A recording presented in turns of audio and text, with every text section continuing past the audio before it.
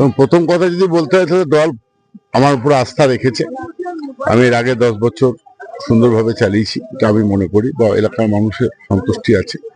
সামনের দিন যদি আমি আবার বিজয়ী হতে পারি বা জিতবো, এটা নিশ্চিত। এই সিট অত্যন্ত ভালো সিট তৃণমূলের পক্ষে, তো আমরা জিতবো এবং তার সঙ্গে মানুষের যে সমস্ত অসুবিধাগুলো আছে সেগুলো সমাধান করার চেষ্টা করবো, যাতে রাস্তাঘাটই হোক বা পানীয় জলই হোক বা অন্যান্য কোনো সামাজিক প্রকল্প পেতে যদি অসুবিধা হয়ে থাকে সেটা চেষ্টা। প্রধান প্রতিদ্বন্দ্বী হিসাবে কোন দলের প্রার্থীকে আপনি এগিয়ে রাখছেন? তেমন এই মুহূর্তে যদি বলা যায় তাহলে তো বিজেপির প্রধান প্রতিদ্বন্দ্বী হওয়া উচিত। আশা করছি বিজেপি হবে, কিন্তু সেটা ঘটনাটা হচ্ছে বিজেপি হোক আর অন্য কোনো দলই হোক, প্রচুর মার্জিনে তৃণমূল কংগ্রেস জিতবে। আমি একটা কথা বলি, ওরা হচ্ছে প্রথম কথা হচ্ছে মানে বিরোধী দল, তারা কি বললো না বললো তাতে আমার কোনো কান দিয়ে কোনো লাভ নেই।